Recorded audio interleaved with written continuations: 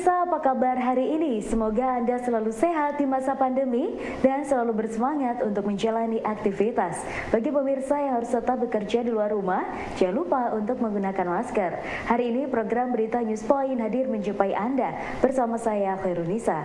Selama 30 menit ke depan, News Point akan menyajikan berita terbaru seputar Universitas Brawijaya dan Malang Raya.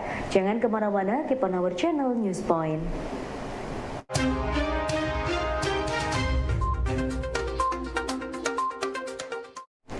Salah satu program konkret yang tengah dijalankan oleh Vokasi adalah kolaborasi antara pengabdian dan MBKM mahasiswa berupa pembinaan dan penguatan branding di area model konservasi edukasi di Batu, Jawa Timur.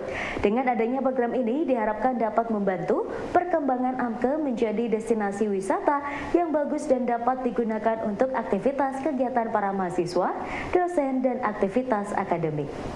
Salah satu contoh konkret yang ini sedang berjalan itu yang kita lakukan di area manajemen konservasi dan edukasi yang ada di Batu. Ya, di sana aktivitas pengabdian masyarakat dikolaborasikan dengan aktivitas MBKM-nya mahasiswa. Di situ dilakukan satu pembinaan manajemen, ya, dan juga penguatan branding dari AMKE yang ada di Batu itu. Ya, itu contoh realnya yang ada di sana. Ya, nah, mudah-mudahan nanti dengan aktivitas itu AMKE dapat berkembang, gitu ya, menjadi destinasi wisata yang sangat bagus dan kemudian juga dapat memberikan tempat, gitu ya, beraktivitas mahasiswa kita dan juga dosen. Aktivitas akademik. Bazis UB terus membuat berbagai program untuk membantu masyarakat terdampak pandemi, salah satunya dengan menggelar warung berkah. Meski dibanderol dengan harga Rp17.000, namun para jemaah dapat membeli paket makanan dengan membayar seikhlasnya. Kepala Administrasi Bazis UB, Serli Farwawati Kurnia Septi berharap warung ini dapat terus berjalan dan dapat memunculkan kesadaran untuk saling membantu sesama. Sebenarnya kita mau membantu untuk toko-toko atau warung-warung yang maksudnya sederhana. Jadi kita kolaborasi dengan warung-warung sederhana, nanti kita beli dan dijual lagi dengan bayar seikhlasnya. Jadi seperti itu. Ya itu tadi konsepnya seperti kita juga membantu dari warga lingkar kampus UB maupun luar lingkar kampus UB agar kita juga ikut bersedekah dan membayar seikhlasnya. Kalau yang dijual satu kotak nasi itu isinya seperti ada ayam, mie seperti itu. Jadi nanti harganya sekitaran 17.500. Nanti kita jual bayar seikhlasnya. Menginisiasi itu dari bapak-bapak direksi kami. Ada beberapa bapak direksi kami yang waktu itu tercetus saat COVID. Jadi banyak toko-toko yang kurang mampu, yang tidak ada pembelinya. Jadi kita inisiatif untuk membeli dan membantu.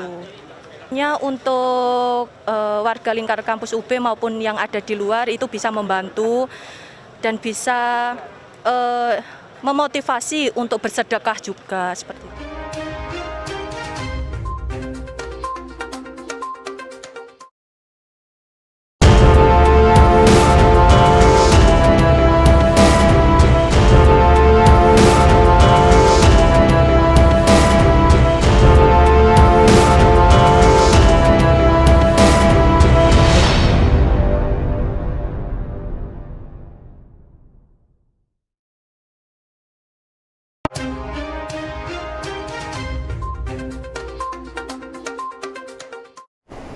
Untuk meningkatkan nilai tambah ekowisata yang saat ini menjadi tren di masyarakat, Kepala Dinas Kehutanan Provinsi Jawa Timur Jumadi menggandeng Fakultas Vokasi UB.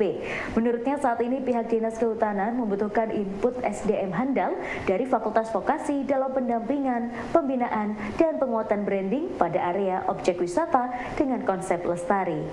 Ini adalah konstruksi pentahelik ya, jadi salah satu bagian penting yaitu dunia perguruan tinggi yang kebetulan kita masuk di Fakultas Vokasi. Area kita, spasial kita membutuhkan input yang pertama untuk meningkatkan nilai tambah value, karena saat ini existing memang masih ada ruang yang perlu, kalau saya eksponensial untuk meningkatkan nilai tambah. Itu dari input SDM yang ada di Fakultas Vokasi ini. tadi sampaikan AMKE, ada juga ruang yang disampaikan banyak spasial kita untuk area-area objek wisata yang membutuhkan tangan dingin untuk desain, misalnya desain cottage-nya yang ada di Altar Tegaan.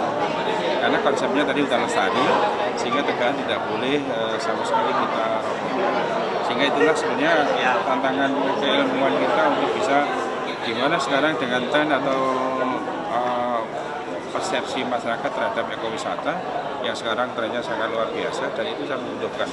Dan disinilah teman-teman yang punya keahlian desain itu kita manfaatkan. Jadi spasial kita tidak hanya kita kuasai sendiri, tetapi yang dikelola oleh masyarakat, termasuk yang dikelola oleh BUMN Perhutani. Kemarin Coba sudah ada pembaruan yang luar biasa dari teman-teman di Perhutani. Kita juga sekarang tadi sampaikan Pak Dekan, tadi Cangar, landscape yang barangkali sangat indah ketika jadi vokasi bisa masuk sana. Tidak hanya itu yang kita butuhkan, ruang media. Gunung Arjuna ini salah satu rangkaian dari Bromo Tengger Semeru yang menjadi biosfer dunia yang ditetapkan oleh UNESCO. Kalau ini cover medianya itu luar biasa, saya pikir akan sangat menarik untuk menjadi misalnya transit ketika ada tamu-tamu VIP sedang ingin menyaksikan seperti apa sih Arjuna itu yang dalam rangkaian Bromo Tengger Semeru Arjuna menjadi cagar biosfer dunia.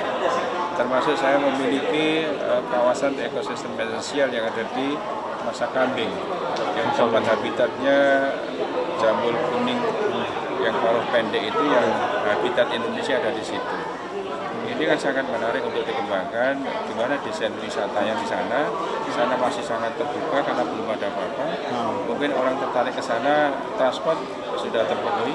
Tinggal di sana seperti apa? Orang tinggal sementara di kota-kota yang mungkin indah untuk menyaksikan bauti bahasanya itu. Itu yang sangat ruang yang sangat terbuka, saya membutuhkan itu. Dan tentu perlu ditindaklanjuti dengan nanti work plan yang terukur, sehingga ada target-target yang perlu kita realisasikan. Dan sekarang sudah dimulai Pak Dekan di AMKE, area model konservasi dan edukasi itu. Di sana sudah ada desain printing batik dari pewarna alami dan sebagainya, termasuk jejaring marketingnya juga dibina oleh vokasi. Saya terima kasih, dan kebetulan mereka terbaik nasional membawa Nusantara tingkat nasional tahun 2021 kemarin, karena area yang dibina oleh teman-teman vokasi itu punya nilai ekonomi dan ekologi yang sama-sama beriringan. Jadi konstruksi pekerjaannya itu tidak hanya kita di ekonomi, tapi di ekologinya juga. Dan itu tempat edukasi yang baik.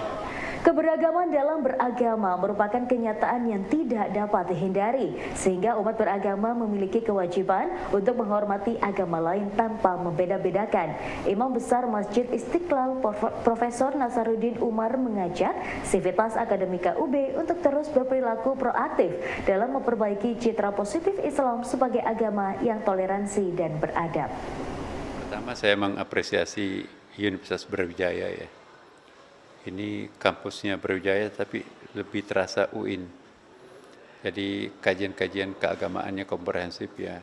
Sangat saya tahu persis ya. Karena itu saya kira tinggal mendandani sedikit ayat-ayat hadis-hadis, maka ini akan menjadi sosok institusi yang sangat menggairahkan. Karena begini, agama itu kita tidak bisa berhenti hanya toleransi, hidup rukun beragama, toleransi, tidak ada saling sikut-menyikut. Hemat saya bukan seperti itu, udah lewat itu ya. Tapi sekarang tantangan kita bagaimana menjadikan agama itu sebagai motivasi untuk membangun bangsa, motivasi untuk membangun peradaban, motivasi untuk meningkatkan martabat kemanusiaan, motivasi untuk mencitra positifkan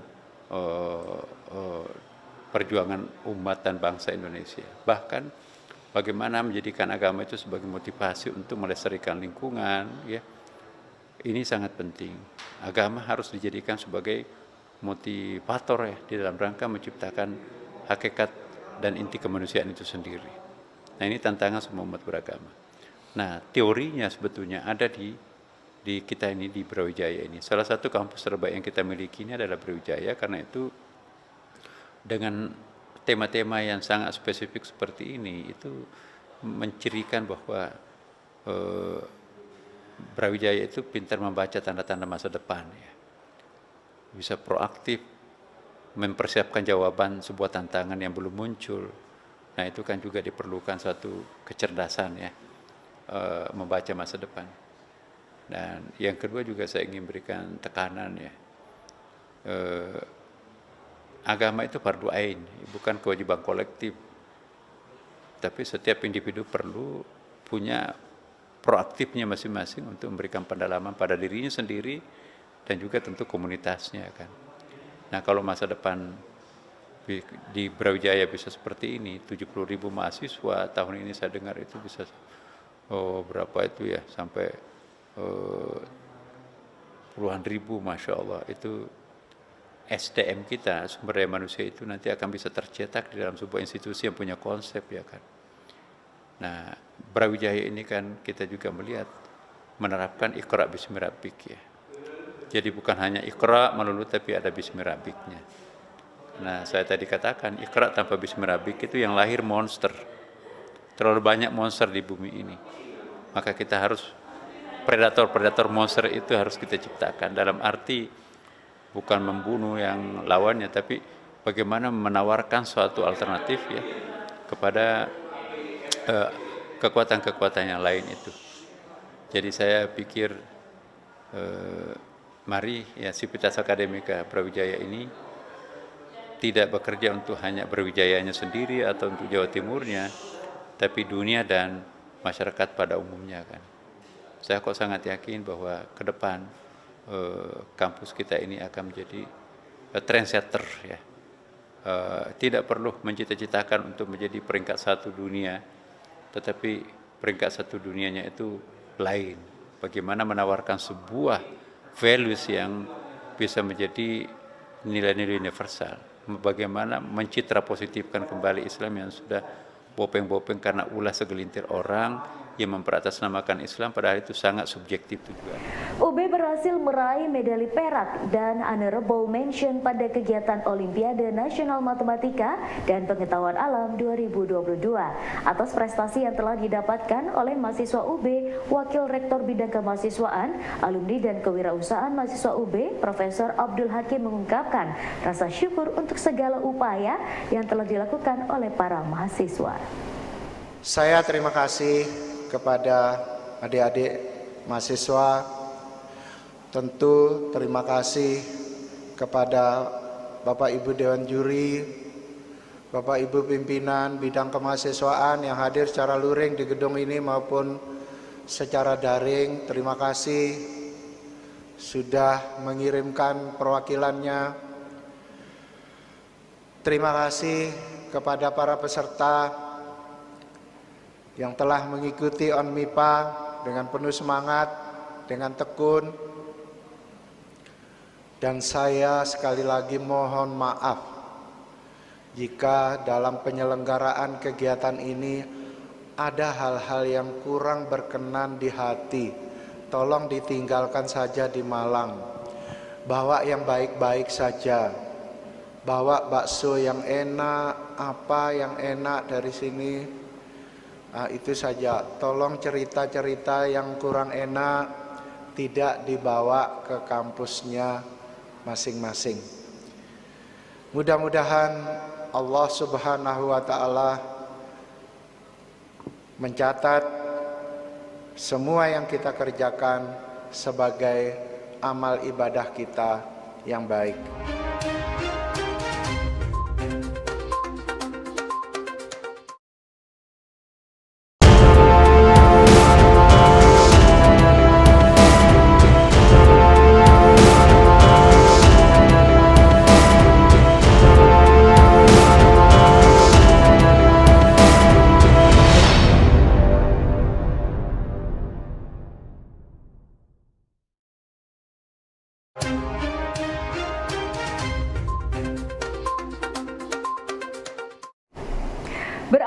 Dari kecintaan Reza Bagas Setio Anggoro terhadap kesenian pewayangan, terutama seni pedalangan Malang, Reza Bagas Setio Anggoro mulai terjun menggeluti bidang pedalangan sejak kecil dan ia mulai menjadi dalang di Kota Malang sejak masih duduk di bangku sekolah dasar. Selain untuk melestarikan dan mengembangkan kebudayaan pewayangan, ada banyak nilai yang bisa diambil sebagai seorang dalang. Sebagai dalang, awalnya adalah kecintaan, yang pasti kecintaan terhadap kesenian pewayangan, kesenian pedalangan, terutama kesenian pedalangan Malang. Oke, dari kecil memang saya sudah dididik atau istilahnya diajak untuk nonton wayang, untuk nonton kebudayaan-kebudayaan, dan memang keluarga kami adalah keluarga basisnya seni gitu. Sehingga tidak sulit bagi saya waktu itu untuk belajar mendalang pada waktu itu. Inspirasi menjadi dalang itu adalah bagi saya kesenian Jawa, kebudayaan Jawa yang paling kompleks adalah dalang. Ada seni rupa, ada seni ukir, seni pahat, kemudian seni teater, seni drama, kemudian ada seni suara, ada seni musik, ada seni peraga. Kemudian juga dari dalang itu adalah kita juga dituntut menjadi manajemen panggung. Kita harus dituntut mampu memanajemen personal, memanajemen kru, memanajemen waktu, memanajemen keuangan dan lain sebagainya. Maka dari situ saya ambil kesimpulan dalam dunia pedalangan itu adalah di sana kami belajar mengenai kehidupan yang sesungguhnya. Karena memang dalam dunia pedalangan itu sangat kompleks sekali, sehingga pelajaran-pelajaran kehidupan itu sangat bagus kalau kita menengok di dunia pedalangan itu sendiri. Nah, itu yang menginspirasi saya kenapa kok saya suka dalam pedalangan. Itulah alasan saya menjadi dalang seperti itu. Selain alasan klasik yaitu melestarikan dan mengembangkan kebudayaan pewayangan, tapi di lain itu atau di balik itu adalah istimewanya seorang dalang itu seperti itu. Seperti yang saya sampaikan tadi. UB Radio kembali menjadi media promo single lagu terbaru dari para musisi muda tanah air. Kali ini Trio Macan berkunjung untuk memperkenalkan single terbarunya dengan judul Tak Ada Logika yang sudah dapat dilihat di YouTube Proaktif. Halo sahabat UB TV, kami dari Trio Macan. Hari ini kita lagi muter-muter Malang. Iya, kita promo radio ya hari ini. Promo radio di Kota Malang. Di sini cuacanya dingin banget ya, dingin sedingin dia sih. Oh enggak, jangan dong. Iya. Terus kita mau ngomongin lagu kita yang berjudul Tak Ada Logika. Bakal rilis besok tanggal 23. Musik videonya ya, untuk lirik video udah rilis. Kapan lalu ya? Kapan lalu, ya. Buat kalian jangan lupa dipantengin terus YouTube Musik Proaktif. Meski baru merilis single terbaru dengan judul Tak Ada Logika, namun grup vokal Trio Macan sudah merencanakan untuk merilis single baru yang masih dirahasiakan judulnya. Saat ditemui di studio BTV, Trio Macan membocorkan konsep yang akan dirilis pada bulan Oktober mendatang. Koplo dan rap akan menjadi konsep baru dalam single Tiga Darah Cantik ini. Tidak hanya itu, mereka juga akan berkolaborasi dengan X Trio Macan. Untuk kedepannya kita terus berkarya. Oh ya, bulan depan kita mau rilis lagu lagi. Jadi kita sebulan sekali akan rilis single. Rahasia dong. Yang jelas kita ini ya, bakal featuring ya? Ya. Featuring dengan kita ada featuring sama X Trio Macan. Tentang kisah teman saya, Pak. Iya, itu yang sebelah paling sana. pojok tuh. Konsep lagunya itu beda ya sama yang dulu. Iya, benar. Karena kan sekarang ini ada musik koplonya. Iya. Ada rapnya juga, nge-rapnya juga. Iya. Kita juga untuk kostum kita juga berbeda, nggak kayak yang dulu. Dulu ke dangdutan banget, kalau sekarang tuh lebih milenial, lebih kekinian, Iya. Korea-Korea ya. Ya, nanti Kalian bisa lihat di musik. Langsung aja di deh, YouTube jangan ya. terlalu banyak dibocorin. Ya pemirsa, informasi tadi sekaligus menutup perjumpaan kita hari ini. Jangan lupa saksikan News Point setiap hari pukul 19.30 waktu Indonesia Barat hanya di UBTV, Televisi Pendidikan Universitas Brawijaya. Saya Khairunisa dan seluruh kru yang bertugas pamit undur diri. Tetap patuhi protokol kesehatan, wajib menggunakan masker. Terima kasih dan selamat beraktivitas.